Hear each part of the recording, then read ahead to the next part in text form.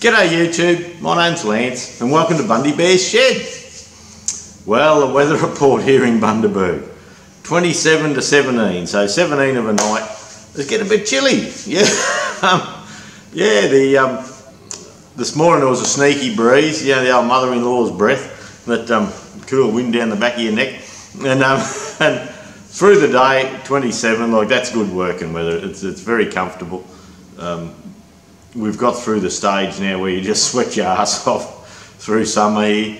In the shed here through summer, I'm actually running fans and doing all sorts of things like that, just trying to keep a bit cool. So, but look, it's a lovely time of year at 27 degrees. So nice clear days. Today we've actually got a touch of cloud coming over, but I don't believe there's going to be anything in it. With Easter coming up, hopefully. Well, hopefully everyone has a nice Easter. Australians often go camping, and Easter's one of the big holidays of the year. So the school holidays, or the Queensland school holidays anyway, where I live, the kids were on holidays last week and they've got this next week coming up, and then the Easter weekend, the Friday, Saturday, Sunday, Monday, is on the end of the school holidays. So yeah, so we had the grandkids an extra day or two over the time. So anyway, I'm running out of time. Oh, pardon me, a little bit of a sniffle. Judy's got a cold at the moment, and I had it a week or two ago. And Nick at the office, Nicole, she's had it this last week, had a day off, and Ebony in the office, she's been sniffling away. And so I suppose. It's good to share the love, isn't it? Yeah, and get these bloody colds and things like that. So, and the little fella, he's had a bit of a sniffly nose. So, and then I had a friend over yesterday with his young bloke. We were doing a bit of a job, and he had a sniffly nose too. So anyway, yeah, share it around, eh? But oh, pardon me. I had great plans for this last weekend, and I don't know what happened to them. Yeah, through the week I was organising parts, and I've got different shaped lights to try on the Fergie guards, and whether we put the round guards on or the square guards on the multi-power tractor that we're trying to get going for our tractor trekking. There's a great tractor trek just south of Brisbane through Bow Desert and places like that coming up, and if I had my tractor ready, I would have been off like a shot. 3 days going up through the forestry and all that. And they said, yeah, only 4-wheel drive. Oh, if you're following in a caravan or something like that, there's some parts of the track you couldn't go on. There was a bitumen road to bypass all that, but the tractors were going up the 4-wheel drive tracks and things like that. So you had to have 4-wheel drive on your vehicles, not your tractors. And so look, that sounds like a great thing. I would have been off there with my tail wagging. I would have loved that. But anyway, little Goldie's going. It's fine. But with the camping set up, the multi-power tractor, when I've got the I've got one axle out. I'm starting to do the axle bearings while I'm doing the. I think I spoke about that last week, while I've got the oxy before I have to send it back. I'm trying to do axle bearings and any little bit of engineering where the oxy will help before just to use the oxygen up really.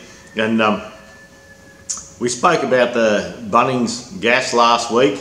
It's $200 deposit on the bottle. Last time I looked it was $185, but it's $200 now. And that's the way I'm going. I took the gas bottle back for the MIG gas the other day into Wilson's, and they're the liquid air agent. And I've had their bottles for years, but I have heard that the office girls in there, not in at Wilson's, in at Liquid Arc in Sydney, can be a stroppy bunch. And so anyway, I took the bottle back in, and the lady that served me was fine, did a great job in town here. And she gave me the return docket, and she said, keep that whatever you do. And she said, they'll probably charge you again next year. And I said, what, even though we've returned the bottle? She says, oh, they'll be known for it. So she said, keep it for 2 years. You know, it's still likely to turn up a couple of years later, and they'll try and hit your rent again. So anyway, I had a yarn to one of the neighbours, and just in chatting, we're talking about what we're up to, and he said, oh yeah, they'd returned the bottles, and these old shielders down in Sydney with Liquid Arc, they were that stroppy and adamant that they were right. They had his missus bawling on the phone, and she said, oh, we've returned it, we've got this and that, and they said, no, rubbish, you know. So anyway, they had to go into Wilson's and get a receipt reprinted and all that, and actually give them the actual number, because she'd lost her sheet of paper, give them the actual number, then no sorry or nothing, they just said, oh okay, and hung up.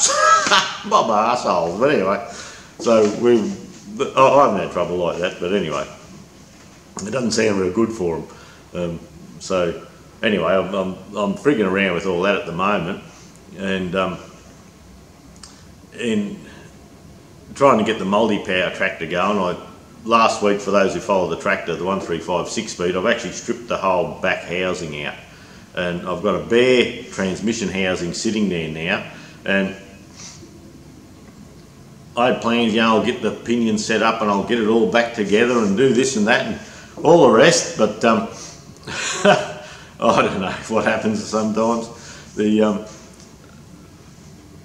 This last weekend, I'd agreed to sell an engine to a mate, Jonesy, and it was a 4 horsepower Mogul, hopper cooled International Mogul engine. So I run into him in shopping on Thursday evening where Judy and I went downtown just for a break, you know, went downtown for lunch, for dinner, and tried out the new burrito bar and things like that.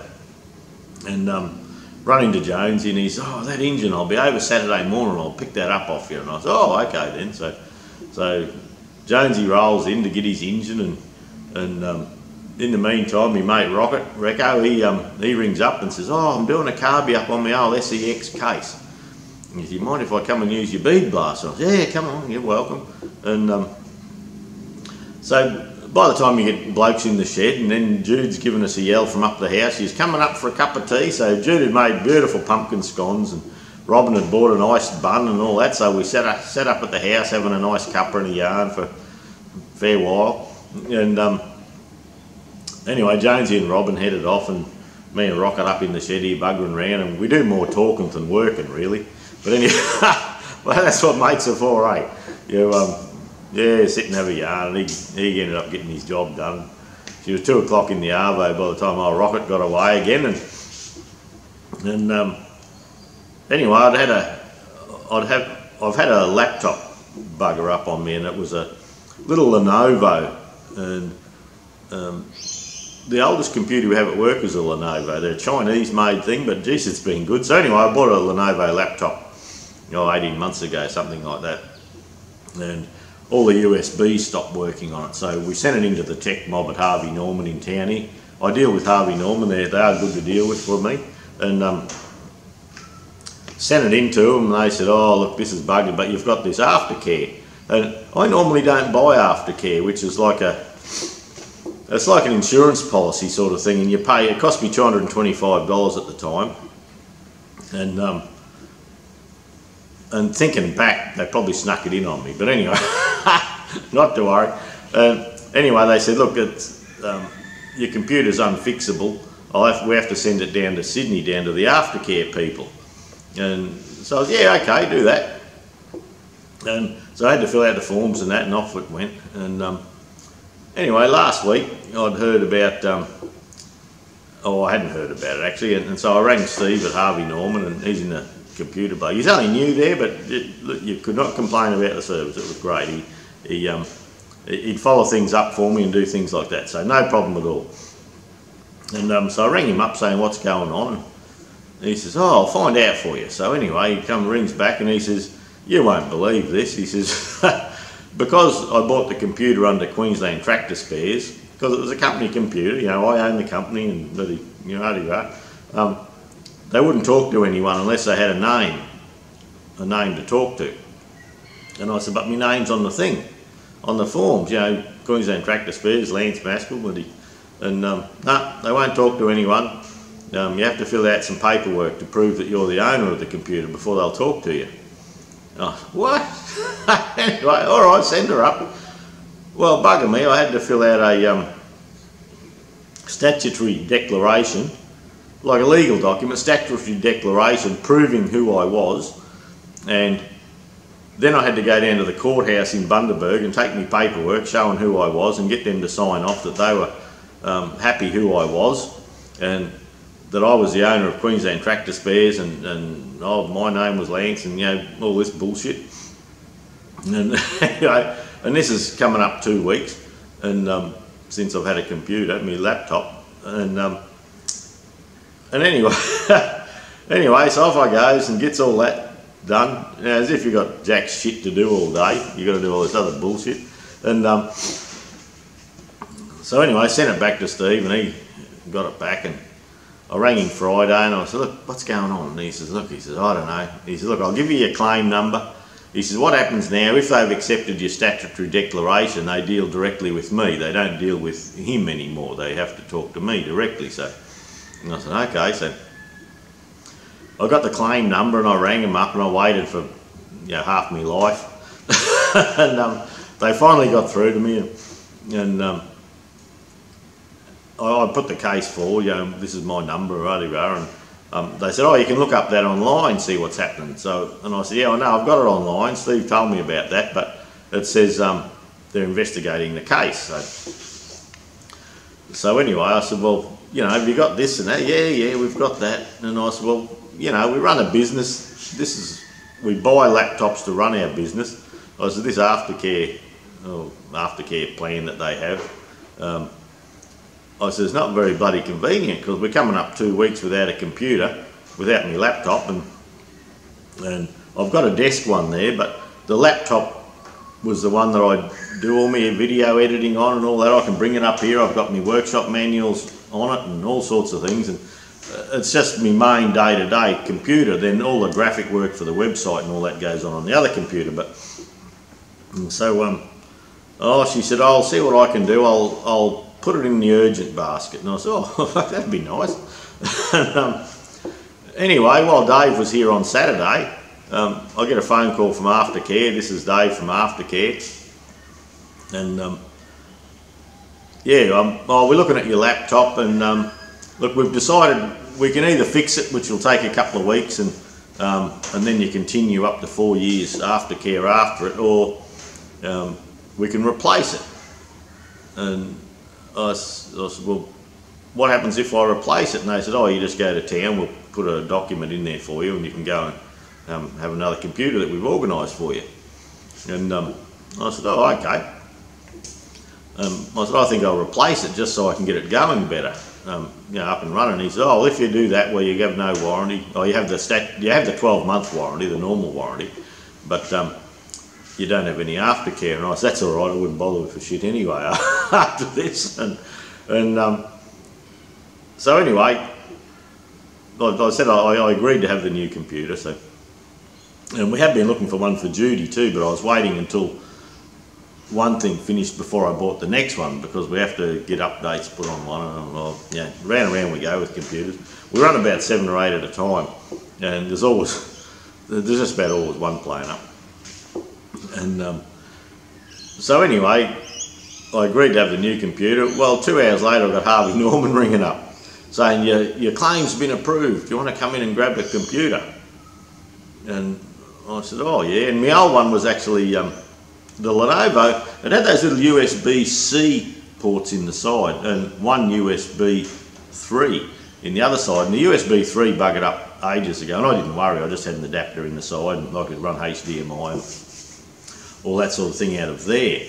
And so anyway, I goes in, and they were busy, so I'm just, you know, cruising around the computer section and having a look, and I found a couple of Lenovo's, and I thought, oh, I wonder if this it, or was that it? Or anyway, I finally, that looked like they were away having smoko or something, because all of a sudden a heap of people come out the door and they were serving people again. But in the meantime, there was only one bloke there. But and Saturday afternoons were busy,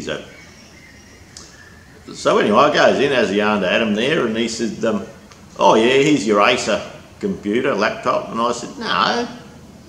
I said, I had a Lenovo, you know, a ThinkPad thing that, you know, you have your screen here, but you can fold it right over and use it as a tablet. And he said, yeah, the Acer's like that.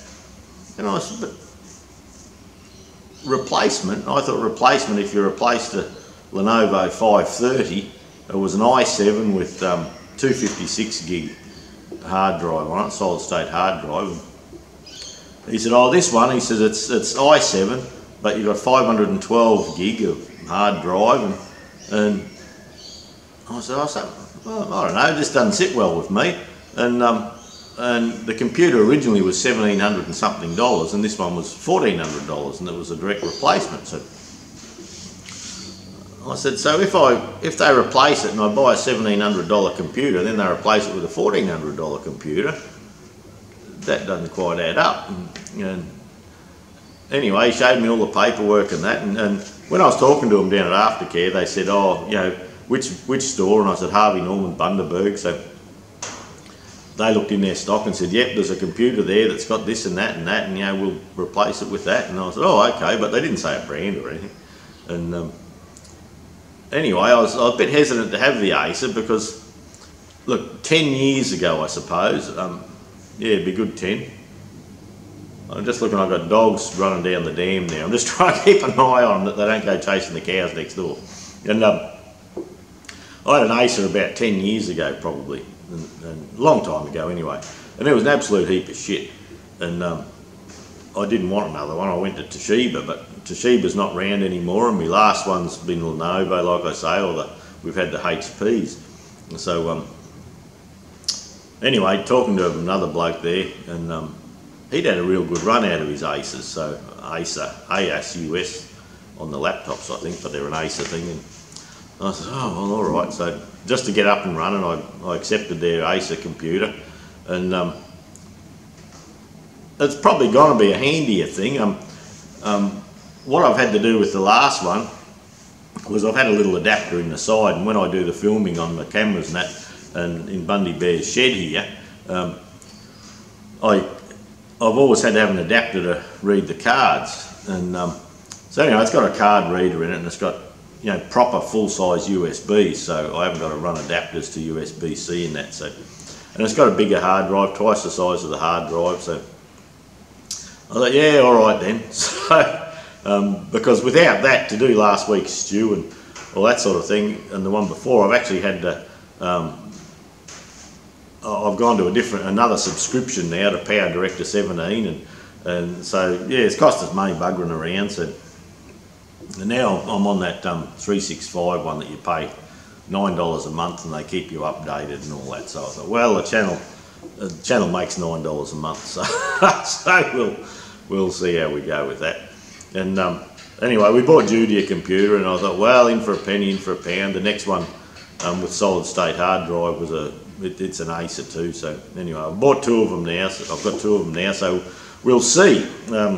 They tell me they're a lot better, and they're still using iCore, i7, Intel chips, and all that sort of stuff. So we'll see how it goes. But what we've also done now is we've bought, for mine, I've bought a 500 gig solid state hard drive that I plug in, and Judy's got a 256. And instead of storing all our stuff on the computers, we just use the hard drive all the time, and then we just unplug that and we can take to the next computer, and it's got your notes and it's got everything on it. So because with my little laptop with no USBs, they couldn't actually get all the stuff off my hard drive. So anyway, I worked out how to do that. The Harvey Norman Computer Centre couldn't work it out, so they sent it back to me, gave me the computer back and said, you need to get your stuff off. And I said, well, if you blokes can't do it, how am I going to do it? So anyway, what we had to do was load it all up into the cloud, then grab it back off the cloud. Talk about rude about. But anyway, that's fine. So yeah, once Saturday afternoon, by the time Dave went and done his thing, and I went to town and picked up computers, and then anyone knows that buys a new computer, you got to set them up and put your name and bloody what you had for breakfast and all that shit in there. So we did that, and yeah, 9 o'clock on Saturday night, I was still buggering around doing that. And you ever wonder how you buy a brand new computer, then you got to put it in and upload all this bullshit, and all your bloody Windows is out of date, and you got to upgrade this and update that, and gin around for days doing that. But anyway, it's all done now pretty well. But anyway, I realised last night there's a couple of programs I haven't popped on yet. So, and then yesterday, my mate Chris I mean, he's got a little TE20 that he's put a little Mazda 4-cylinder diesel in, and he did it ages ago, and it's a great little tractor, goes like stink. But anyway, his new project at the moment is putting a 2.8 litre turbocharged Isuzu. Look, and it's out of a look, probably about a mid-90s Holden Rodeo, I'd say. And anyway, his project at the moment is putting a 4-cylinder turbo diesel into a little grey Fergie, and he's got the sump all built and all that, and you know, to be a structural member, so he hasn't got chassis rails visible and all that. And we got a plane taken off overhead, so might have a bit of extra noise. And yeah, so yesterday we needed a spacer made for the back of the crankshaft. We had to come back 26mm. So what he did was actually, he works at the local wrecking yard or dismantlers, or I forget what you call them overseas, bloody wrecking yard anyway. You know, you get all the cars in and you strip them and sell them in bits, second-hand parts. And he works at the local wreckers, and so we got another Isuzu crank, and he got the cut-off wheel and cut the end off it because he wanted to extend the boss. So we got the boss and machined it down to 26mm and machined a boss inside to go on the back of the existing crank, and he's got all new high tensile bolts coming for the flywheel, and he's using the original Isuzu clutch that fits the flywheel, but he's got a Fergie plate that'll go in with the right spline. So he brought his little bloke out for a yarn or a bit of a play with the grandkids, and yesterday, so I spent till a bit after lunchtime doing that for him, getting him set up like that. So yeah, yes, yeah, grandkids were still there, so I had a bit of a play and didn't get back up the shed till about 3 o'clock. So nothing much has been done in the shed. I've done bits and pieces. The John Deere transmission here behind me, that little clamp I'm missing. I went to work on Tuesday and I got the parts book out and I rang up Vanderfield's in town to get a clamp for it, and they said, no, we've never sold one. And I said, I've bought them off you. And they said, no, but they said that we sold one in Gatton 3 years ago or something. So anyway, but see, when I bought one, it was probably Centrax, and they've been taken over, so the history's probably different. But and they said, no, none in Australia, you're going to have to wait, get one in out of the USA. And I said, oh, really? So don't worry about it, I'll go to the wreckers and get one. So I rang the wreckers, Neil's up in Toowoomba and that. No, they haven't got any either, so I think I'll try and make one. Look, it's only it's about 2.5, 3 mil little clamp, almost like a teardrop with the bottom cut off it and a hole in it. So I think I'll make one just to keep the job going, yeah, just to get the Johnny going. Next weekend I have Friday, Saturday, Sunday, Monday, so good 4-day weekend. I think the grandkids at their mum's, so I'll probably have a bit more time. When the grandkids are here, I stay and help with breakfasts, and it's like at 6 in the morning here now, Monday morning, and but when the grandkids are here, I don't get up the shed till 7, 8 o'clock because I stay and help with brekkie and, you know, have a yarn, watch telly, do something, just spend time with them. So yeah, well, I might get that done today.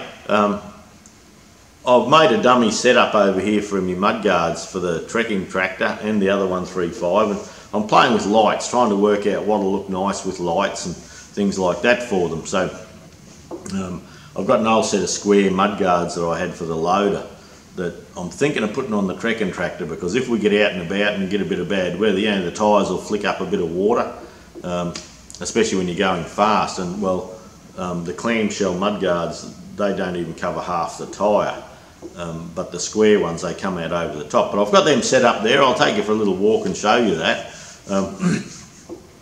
Hopefully today I've got time to do 4 Fergie axles, all the 135 ones. I've got the seals soaking in oil. Sparex make a really good axle seal for those. It's like the original. It's leather outer, neoprene inner, but that leather, it is so tight to get on. And they dry out in the packaging, so I have a little pot of oil there and I soak them. So they've been soaking for the best part of a week now. So the outer seal will have oil in it and it'll be nice and pliable, so when I go to get it on, it'll be okay. And it's only a grease housing there anyway, because on the 135 they have the inner seal as well. So look, I'll take you for a little bit of a lap, show you what I've been doing, and not that there's very much to show, but it may be of interest to you. And yeah, we'll hang tight, and we'll go for a bit of a lap, eh? Right, now this little setup here, you might wonder what I'm doing here, but on the trekking tractor, because we have the arms out the back and all that, what we're going to do is we're going to take the hydraulic lift cover here off, and then we're going to just make a steel plate, and that's what this piece of 8mm plate here is about, this one here. And we're just going to have a flat plate on the top with the seat on that, and what that does, that gets rid of all the hydraulics, it gets rid of all the levers out the side here, the levers out the back and the linkage arms and all that sort of thing. So what the plan is here is sit this housing on, get it into a nice spot, and then we're going to use transfer punches and mark the holes and mark it all out. Now, Rocket gave me that piece of plate here, and it's a bit of 8mm, and so yeah, on the trekking tractor we're going to be doing some miles on the trailer, so we want to make the tractor light. We do have to put a couple of breathers in the plate, but this is just the setup really. And you'll see on the Fergies, I'll just zoom in there a little bit.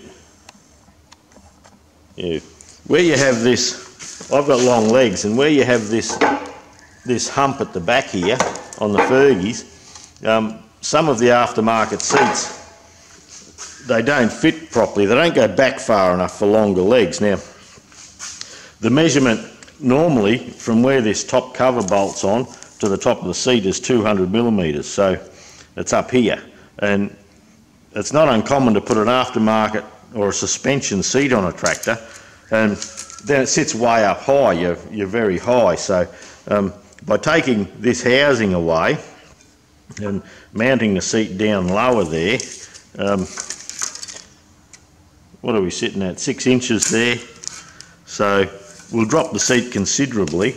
And without this hump here, there's a little bit of a hump in the housing, we can actually move the seat back a little bit, and which will let me legs stretch out a little bit more. So that'll be a job over the next few days or the next week or whenever I get to it, but I'm just trying to do the dummy setups while I've got empty housings here. So that's one part of the job.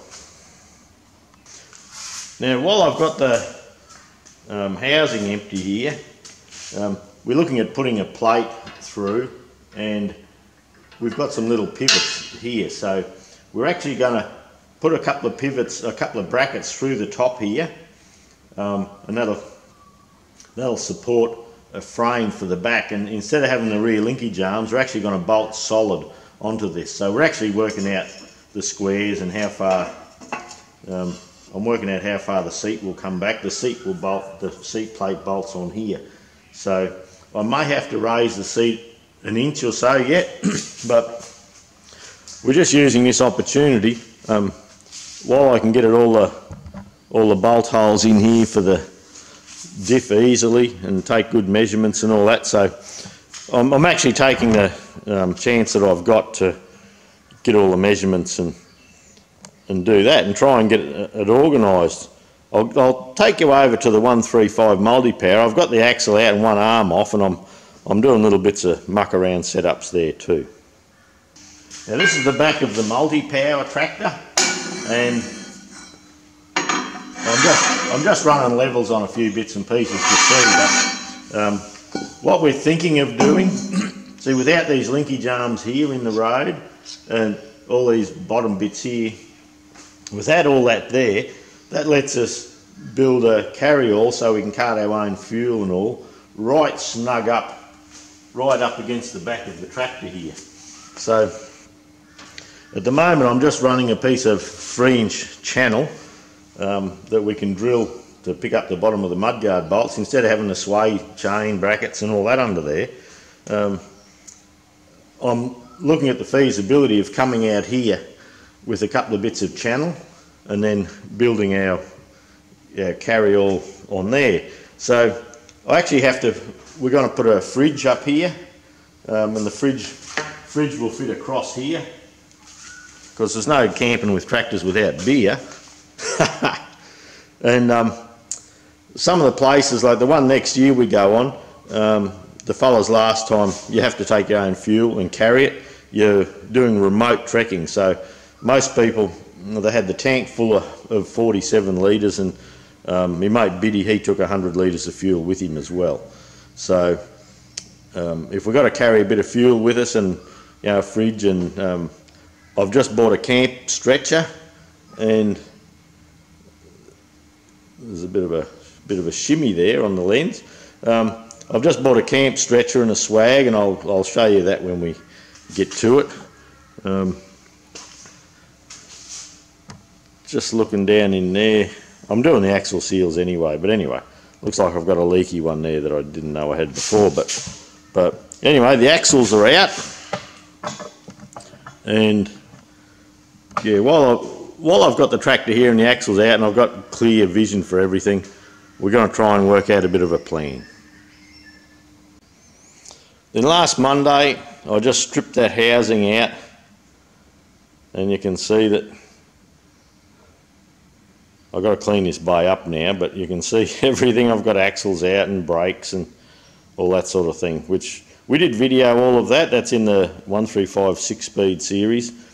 And then over, right next to us over there, that's where the multi-power tractor's sitting just at the moment. So I've got to sort all through this and clean all this today, and well, I hope to, depending on how we go with the John Deere and things like that. I want to keep the John Deere going, and there's the other square guard over the back there. I've had them up in pallet racking for ages now, and so yeah, I've got to sort through this stuff. All the bearings in the back end were really good on the diff and crown wheel and pinion and all that. The bearings are great, but the axles are getting new axle bearings and seals and all that. That they do the hard lifting with these tractors, and the PDO shaft and all that sort of thing. So a lot of parts cleaning today. I'm hoping to get the axles done today. Yeah, depends how many visitors get. All right, that's it for the week. We'll catch you next week, eh? And there you go, with my splitting stands here. I've just got him all sitting back together. I didn't forget those O-rings. They're somehow the Sparex kit, and I used John Deere ones. So I still have to do up some of the bolts and that yet, but I'll come back here a little bit. You can see the tractor's backing one main frame anyway. So we've still got a few bits and pieces to go yet. We've got to do a full service and all the filters and reseal the injection pump and all that. But anyway, we're going pretty well.